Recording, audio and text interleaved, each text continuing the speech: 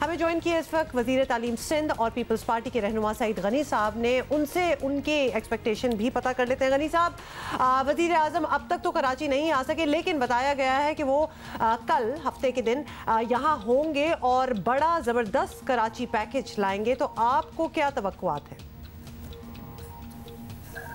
पहली बात तो यह है कि मैं समझता हूँ कि वज़ीर आज़म को रेगुलर आना चाहिए कराची, और ये जो वज़ीर आज़म का कराची आना है ये इतनी एक अनोखी, अनोनी और अजीब बात होनी नहीं चाहिए। और इस वक्त तो मैं ये समझता हूँ कि वज़ीर आज़म पाकिस्तान को पूरे मुल्क के उन तमाम इलाकों के दौरे करने चाहिए जहाँ पर इस वक्त हमारे पाकिस्तानी शहरी कोई सैलाब से मुतासिर हैं, कोई बारिशों से मुतासिर हैं, और सूबा सिंध के भी कराची के अलावा बहुत सारे शहर जो शदीद बारिशों से मुतासिर हुए हैं। पंजाब में, KP में, बलूचिस्तान में बहुत नुकसान हुआ है, उनको हर जगह जाना चाहिए।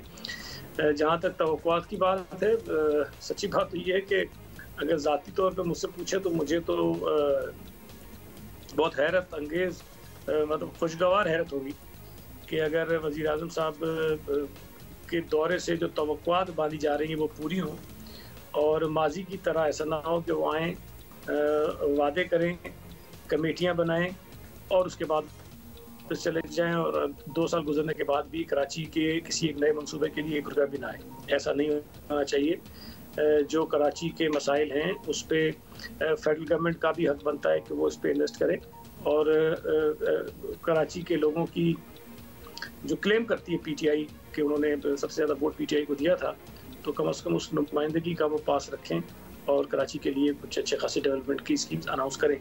तो देखते हैं जब आएंगे तो फिर क्या ऐलानात होते हैं, हम भी इंतज़ार करते हैं, आप भी इंतज़ार करें। अच्छा गनी साहब, कराची का इंफ्रास्ट्रक्चर बेहतर बनाने के लिए $10 अरब की बात हो चुकी है, लेकिन जाहिर है कि फ़िलहाल तो वफाकी हुकूमत इतने पैसे नहीं दे सकती, और वो पहले भी कह चुके हैं कि अगर होंगे भी तो भी आप लोगों को नहीं देंगे।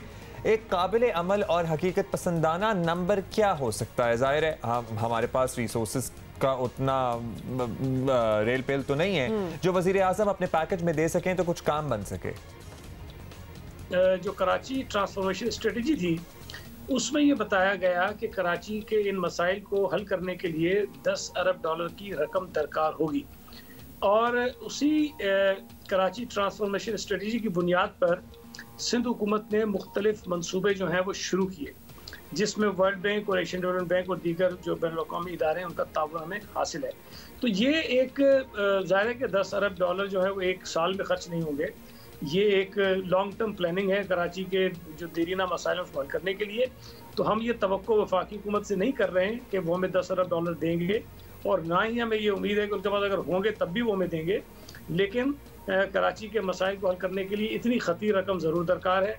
और सिंध हुकूमत जो इस वक्त मनसूबे कर रही है, चीफ मिनिस्टर साहब ने कल प्रेस कॉन्फ्रेंस में बताया कि उनकी जो टोटल कॉस्ट है, जो लागत है, वो 802 अरब रुपए बनती है। और ज़ाहिर है कि ये इसमें ऐसे मंसूबे भी हैं जिनको मुकम्मल होने में 5 साल लगेंगे, किसी को 3 साल, किसी को 1 साल लगेगा। तो हम ऑलरेडी इतनी हैवी इन्वेस्टमेंट जो है वो कराची के ऊपर कर रहे हैं, और इसमें बैनुल-अक़वामी इदारों का ताउन हासिल है। तो वफाकी हुकूमत भी जब करेगी तो उसमें भी ज़ाहिर है कि वो कुछ अपने पास से करेंगे, कुछ और इदारों के ताउन से करेंगे। तो इस तरह से कराची के मसाइल को हल करने के लिए $10 अरब की बात की गई है। अच्छा गनी साहब, तहरीक इंसाफ और पीपल्स पार्टी के दरमियान एक इत्तेमाद का फुकदान तो है ही, दैट इज़ प्रीटी एविडेंट। ऐसा तो नहीं होगा कि वफाक बहुत सारी रकम बहुत से मंसूबों के लिए आपको दे और फिर हिसाब ना हो, तो this is not going to happen. इसका दरमियानी रास्ता क्या हो सकता है? अगर वफाकी इदारे खुद काम करें तो आप इनसे ताउन करेंगे, ये एक्सेप्टेबल होगा? एक तो हमारी बदकिस्मती ये है कि हमें PTI के सूबा सिंध के ख़ास तौर पर ऐसे रहनुमाओं से पाला पड़ा है जिन्हें हुकूमत के निज़ाम का कुछ इल्म नहीं है। वो तासुर बार बार पता नहीं क्यों ये देते हैं कि हम जब कहते हैं कि कराची पे इतने पैसे लगने हैं तो वो समझते हैं कि हम उससे कोई कैश मांग रहे हैं। ना तो वफाकी हुकूमत किसी को कैश देती है, ना सूबाई हुकूमत किसी को कैश देती है। अगर इतने बड़े मंसूबे शुरू होने होते हैं, उसका एक तरीक़ेकार होता है, तो उसकी जो रकम होती है उसको खर्च करने का भी तरीक़ेकार होता है। तो अगर सिंध हुकूमत ये कहती है कि कराची में आपको खर्च करना चाहिए, सूबा सिंध के दीगर इलाकों में खर्च करना चाहिए, तो पैसे हम नहीं मांगते हैं। पैसे ज़ाहिर है कि अगर सूबाई हुकूमत के पास आते भी हो तो उसका एक निज़ाम है, और वो जो खर्च होते हैं उसका भी एक निज़ाम है। तो जहाँ तक एतमाद की बात है, अब एतमाद वो करें ना करें, बहरहाल सूबा सिंध में एक मुंतखब हुकूमत है और उसके आईनी और कानूनी कुछ इख्तियारात हैं।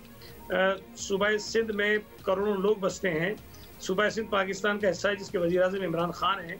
तो जिस तरह पंजाब, खैबर पख्तूनख्वा, बलूचिस्तान, कश्मीर, गिलगित बल्तिस्तान के लोगों का इमरान खान की वजारत आज़मा पर हक है, इसी तरह सूबा सिंध के लोगों का भी हक है। तो अगर सूबा सिंध के ऊपर वो खर्च करते हैं लोगों की बेहतरी और भलाई के लिए, तो वो एहसान नहीं करते हैं। चलें, थैंक यू आपका गनी साहब।